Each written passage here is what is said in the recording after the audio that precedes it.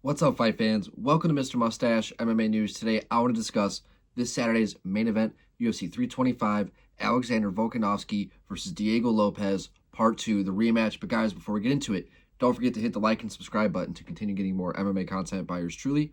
Help the channel grow. All right, guys, getting right into it. We got a pretty, I usually like to say special main event, but I really there's so many better fights we could have made with this one, but here we are. We have Diego Lopes versus Volk 2. The first one happened back in April where Volk, was really able to slow the fight down, slow Diego down, take advantage of his over-aggressiveness, and just use his veteran ability to, outpoint, I don't really say outpoint, but just kind of, beat Diego over 5 rounds. And Diego was able to, find some success at times against Volk. I think he dropped him in the 4th round, right? And here in the second fight, I see a very similar outcome, right? Now, Volk, 37 years old, Diego, 31 years old, kind of mirrors last week's main event with Justin Gaethje and Paddy Pimblett, where everybody kind of saw the passing of the torch. So now you can sit here and say that age might not really play much of a factor in this regard, except maybe for the older guy in Volkanovski. Somebody who's really able to slow the fight down, use his veteran ability, and capitalize off of the mistakes and holes and aggression of his younger, more hungry opponents, right? Guys who kind of want to take his crown in a sense. And I think here, I really think it's really all depending on what Diego does in this fight. If he goes out there and is very aggressive early on, yes, he can catch Volk. The way to get Volk, you want to get him off of his back foot, just kind of how Islam got him, the same way that Ilia Topuria got him. You want to get him reacting so you can catch him on the chin. But I also think the way that he got finished in those fights, there was context, right? Him fighting Islam in the rematch on short notice, he got caught cold. And then going back down to featherweight, also somewhat in a short notice. It was a pretty quick turnaround to fight Ilia Topuria, where he got put out again in, similar fashion, right? Now, took the time off that he needed, fought Diego Lopes, and looked like vintage Volk. And I think that we're going to see the same. But I think Diego has to switch things up. I think he needs to, in a sense, like Justin Gaethje it. He has to, control his chaos a little bit. And where in those first 5 minutes, Diego Lopes is maybe even 10 minutes, is one of the most dangerous fighters pound for pound. Like, he really has like this one-touch knockout power. He has really good accuracy. He throws with just ill intent, killer instinct, sense of urgency.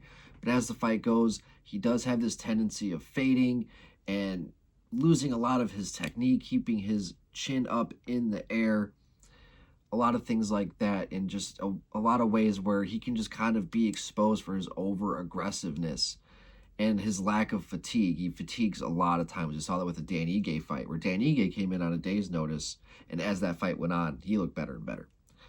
But Diego's tough, dude. He's a fucking tough guy. He can definitely find the chin of Volk. He did drop him in the first fight, and where I like to say that in this rematch, Volk has all this data from the first fight to go into, you can say the same thing for Diego. And where Volk hasn't fought since their last fight, Diego has. He had the fight with Jean Silva, where he took some damage, man. I truly believe if he doesn't have the chin that he has, he would have been knocked out in that fight, because Jean was throwing fucking heat in that fight. But I got Volk. I think he's going to get it done. I think he's going to get it done by decision.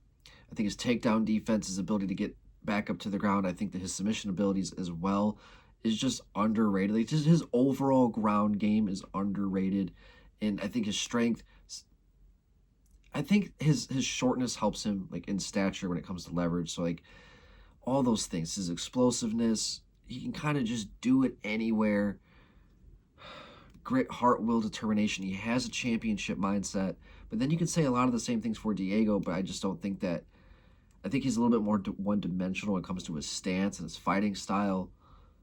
And that if his plan A doesn't work, his plan B, I really don't think is going to be able to get the job done. But for whatever reason, I do see an arm triangle choke every time I think of Diego maybe finding success on the ground. But I got Volk. I got Volk in this fight. But I also, I wouldn't be surprised if Diego can put him away.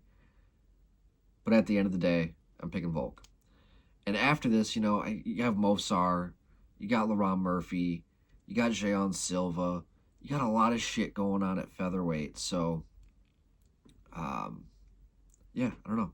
I think win or lose, I think you got to make Diego Lopes versus Yair Rodriguez. I think that's just a fucking travesty that hasn't. You know, I think I've been talking about it for at least 6 months now. It's a travesty that hasn't been made yet. But guys, I'd love to hear your guys' thoughts. Who do you guys have in this matchup? Do you guys have Volk? Do you guys have Diego Lopes in this rematch? Love to hear your guys' thoughts. But that's gonna do it for today, guys. Mr. Mustache, MMA News out. Let's fucking go, fight fans.